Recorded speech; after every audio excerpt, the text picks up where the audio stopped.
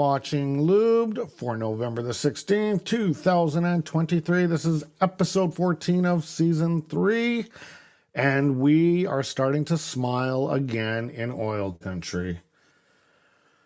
Wow, 3 in a row for the Oilers, and they're starting to trend in the right direction. Do they have enough mustard to get a playoff berth in this year's playoffs? We're gonna see. They still have a lot of tough teams ahead. I'm still not convinced that they're out of the woods yet, but we're seeing some good results, and that's the main thing. Lots of good results. Now they're going to go through the Valley of Death starting this weekend in Tampa. I believe they play Carolina and Florida. If they can potentially get a sweep of that road trip, and I'm just getting some crackling sound here on my audio. Hopefully that's gone now. If they can get a sweep on this road trip, I may actually start regaining faith that there is a chance for this team to make the playoffs. But we will see what happens after this weekend. A lot going on this episode. As McDavid might be off the snide finally, and that would be a real good thing. I hope this crackling is not going to come out on the audio feed. There we go. Is that better? But yes, McDavid might be off the snide. The NHL finds Leon Draisaitl and also Adam Ernie. Leon Draisaitl got fined $5,000 for an illegal hit. Looked like he was trying to do a dangerous hit to the knees. Adam Ernie got a $2,018.23 fine. That's an odd number for elbowing. That's the maximum under the NHL CBA agreement for that particular punishment. So we'll see what happens here. I'm going to give you all the latest standings. You'll never believe who, as of now, they are playing Calgary Flames, but the Vancouver Canucks lead the Pacific Division. So it's been just bizarro world since the beginning of this season. But let's get into it. We're going to start off with the numbers here, and it's interesting one on this one. We're going to do what we witnessed in the last few days on this one. I'm just going to try to do some readjusting here because I am getting a lot of crackling coming through my audio. I'm hoping it's not coming up on the actual episode. Okay, let's talk about the numbers, the statistical breakdown of the good, the bad, and the ugly. Chris Knobloch gets his first and second NHL win. Now, I did this graphic prior to the Seattle Kraken game, so I'm going to do subtle corrections as we go forward on it. This is the first time that the Edmonton Oilers were able to muster up back-to-back wins, which now turned into 3 wins in a row. Also, Leon Draisaitl, as I mentioned just before, was fined $5,000 for a dangerous hit on Bo Horvat. Adam Ernie as well got that fine, as I mentioned. And then this is one stat that really blew my mind. Connor McDavid scoring his first goal since October the 17th. Nearly a month since Connor McDavid scored a goal. And he got that in the last game. The last time he scored was the shelling of Nashville on October the 17th. And yeah, that was, if you gave me this prop bet saying that, I bet you, if you gave me this prop bet saying that Vancouver would lead the Pacific after a month, Edmonton would be near the bottom of the Pacific, and Connor McDavid would go for a month of not scoring, and you gave me the bet odds on that, it'd probably be a very wealthy young, or not so young, but a wealthy man. Because who would ever think that would ever happen? All right. Let's move on to The scoring summaries of the last 2 games, because I haven't been on since the weekend, I believe it was. And the Edmonton Oilers are on a 3-game winning streak. It's finally starting to turn their game around. And it started off with the New York Islanders. Well, actually, it started off in Seattle when Jay Woodcroft was still coaching the team. But as far as the Islanders game goes, it was Matthew Barzal 40 seconds into the game. And I'm like, uh-oh, here we go again. And that was assisted by Bo Horvat and Ryan Pollock. It was 1-0. Then Leon Draisaitl would tie it before the end of the first at 14-17. And that was from Darnell Nurse. There'd be no goals in the second. And then it was Zach Hyman on the power play at 7:35. Connor McDavid on the power play as well. And Evander Kane on an empty net. This was quite a good game, as the Oilers did come out ahead. 4-1 winners in that one. Then they end up going and playing Seattle for the second time this season. And this was the Evander Kane show. I got my Evander jersey on. As it started off with McDavid, his fourth. I still can't believe it. His 4th of the year from Leon Draisaitl and Evan Bouchard. Jared McCann, Pierre-Edouard Bellemare, and Alex Wimberg would make it 3-1 Seattle. And I'm thinking Oilers are probably not going to win this one from what we've seen this year. However, they did rally. We saw the team of last year, the rallying Edmonton Oilers, as Evander Kane would start the first of 3, getting one at 13:28 of the third. At 19:14, he would tie it. And this is credit. This tie is a massive credit to Darnell Nurse for making a lunging effort at stopping an open net puck that was probably going to head towards the net, and it would have been very much a different result. So I'll give, I know I beat up Darnell Nurse a lot. I'll give him a lot of props for saving that game. And then, of course, Evander Kane completing the natural hat trick at 2:57 of overtime from Zach Hyman and Evan Bouchard. Like I said before, guys, the Edmonton Oilers are on a 3-game winning streak. Okay, let's move on to troubleshooting. Now, this troubleshooting, I am going to base it off of the press conference. That was a goofy press conference, was it not? There was a lot of stuff about that just,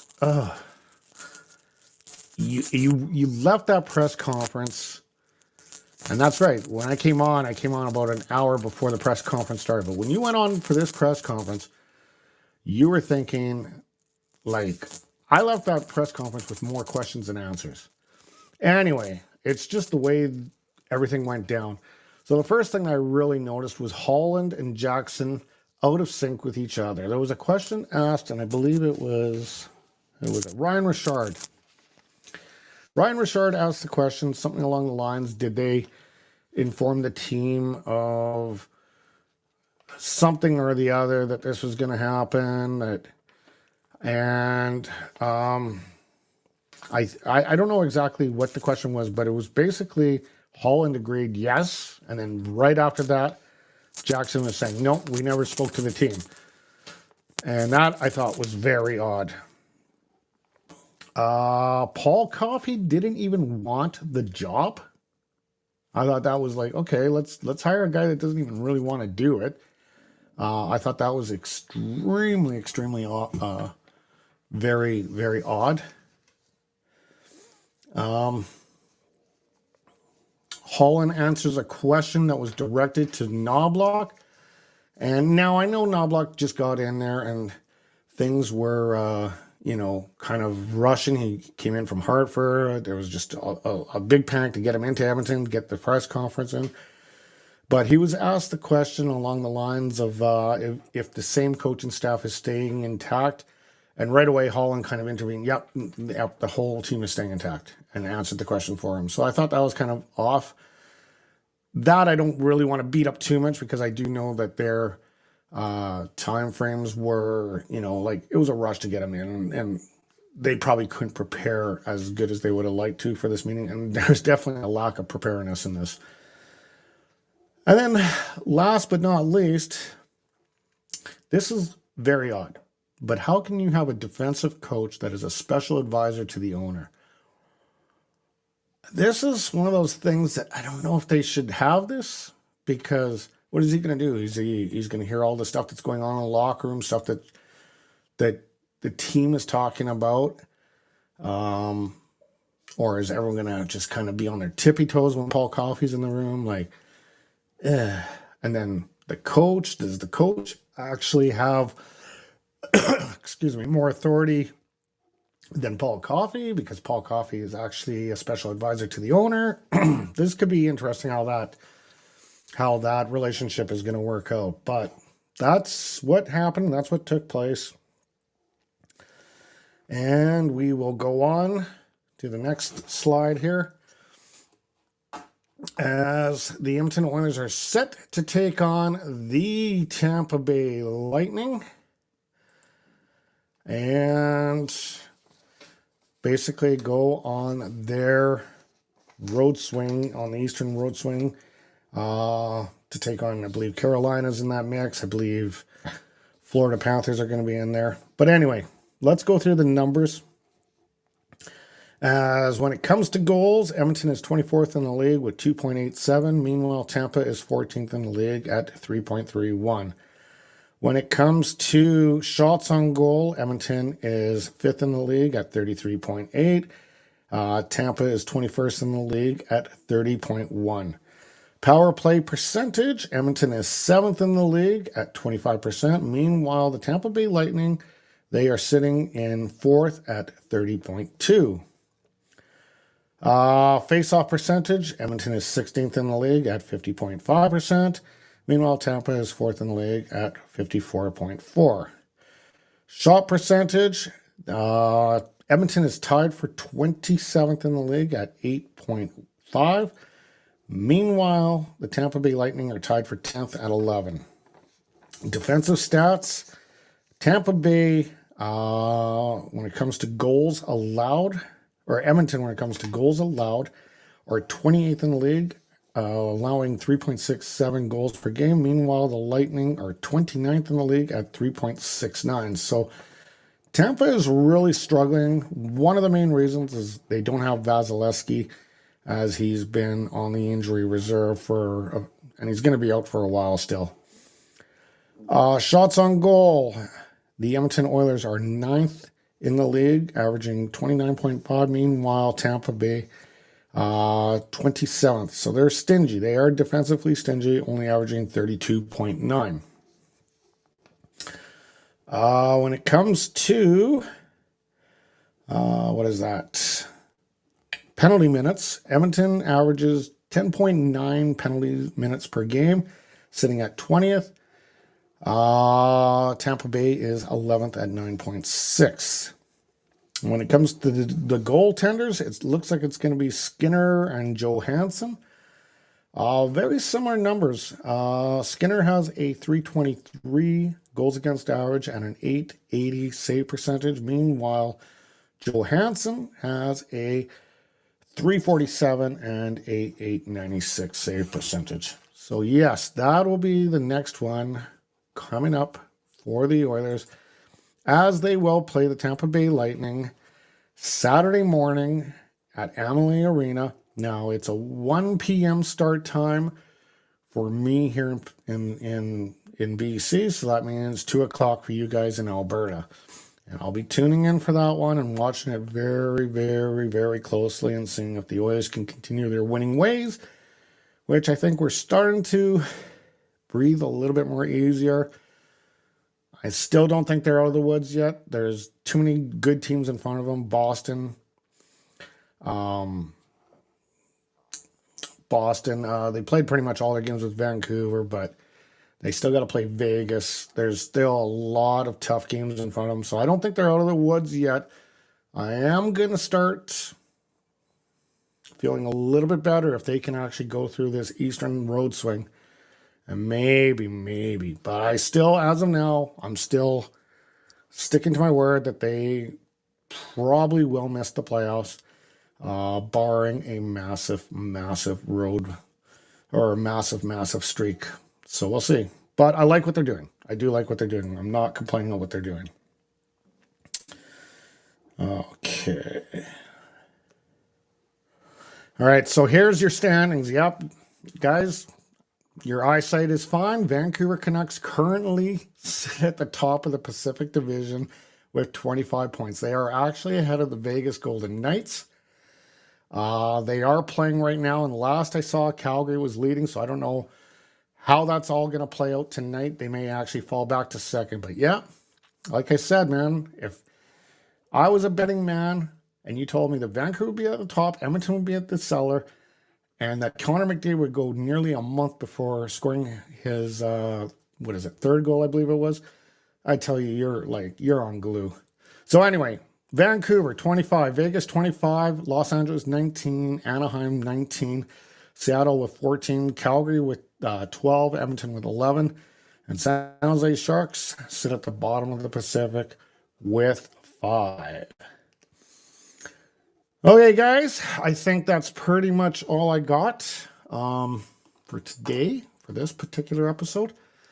Let's go to some of the comments here. Okay, Renegade Man. Do you see the new coach could be another Woodcroft? Oh, you know what the thing is, with every time they get a new coach, they do two things that I've seen that are very fundamentally interesting throughout their coaching career. The first thing is they start evening the lines out. Woodcroft did that at the beginning. He had Draisaitl on a different line with McDavid. They had and the other thing was the calm demeanor. Okay. We're seeing that right now with the new coach. Calm demeanor, splitting the lines up. I guess we're going to see in 2 years if there's another coach. That's a good question. That's remained to be seen. I don't know. But I like I said, I like a few of the things that I've seen out of Chris so far. And one of the things that I saw in last night's game is the defensive structure that they had in front of the net. They had a very tight, small box in front of that net. And that's the reason why Skinner is able to be a lot more successful, because that tight, small box, yes, it takes his sight away a little bit, but it also puts a lot of bodies in front of pucks. And I think that is one of the huge things that they've done that is really good. Okay. What else do you got there, Renegade Man? A lot of people want Schwartz gone, but he's married into the family. I want him gone.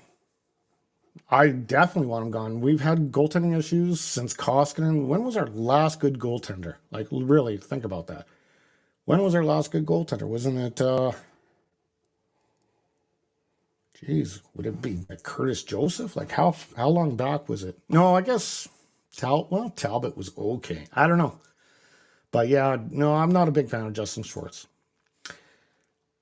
Kane with a Hattie, and Nurse made a huge save. Yes, I did mention that earlier in the episode. That lunging effort by Nurse was, I think, the pivotal part of that game. If that puck would have got through, it probably would have went into the net. And I did mention that earlier in this episode. And then finally, Renegade Man. Sam Gagne, 8-point night was the most memorable moments in Gags. Oh, hands down. I don't think he'll ever forget it. I think when we actually retire, he's going to be one of those guys that I could see going up on the wall of fame at Rogers Place there. And last one there for the night, and then I'm going to shut her down. Campbell looks like he's done with the Oilers. He could be bought out, or will there be any takers for Carter Hart? Buying out his contract right now, from what I understand, would only alleviate like $1 million or something. It's very, very minimal. I think actually sending him to the minors is very minimal. What you really hope for, best case result, because we're stuck with him. I don't think this contract is in any way, shape, or form leaving us. This is one of those toxic contracts we're going to be stuck for the whole 5 years. Unless we can get him to get his game back on ground, on track, bring him back up, he's lights out again, or plays lights out, then either at that point in time, the Oilers can decide, hey, do they want to keep him, or do they want to trade him in case he does go back into a rut. They need to build up his equity a little bit. He needs to show something. No one's going to take on that contract. No one. If the cap is too tight, no one is going to pick up, Campbell in the foreseeable future. The only ones that might are the ones that, if he gets injured, if he gets a long-term injury, and those ones that need to hit the floor, like the Arizonas that just want to have the floor but not be paying anyone, having the insurance paying out their thing. That's the only thing I could see as a slight minute possibility. But other than that, no. Campbell, he's stuck as an Oiler for the next 5 years. Okay, guys, I am done. Thanks for joining in once again. Really appreciate it. And we will, I'm just trying to get this going here. Here, I have to close that manually, I guess. We will see you on,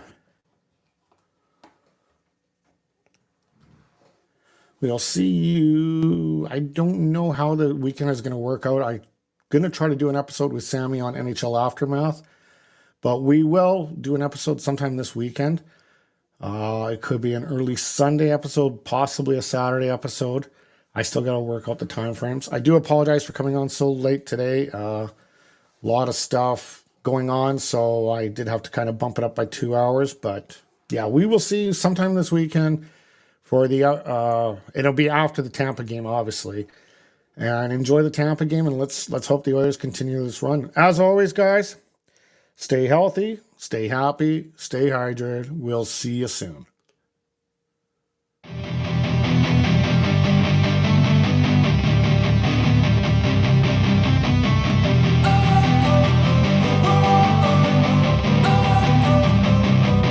Don't wanna sleep in, cause I got something to prove. I gotta take what I hate and finally make a move. I think of you and all the shit you don't do. Well, I'ma make hella sure that I don't become you. I have no regrets, yeah, I'll tie up my chest. I'll never forget what it's like to be in debt. Been stabbed in the back,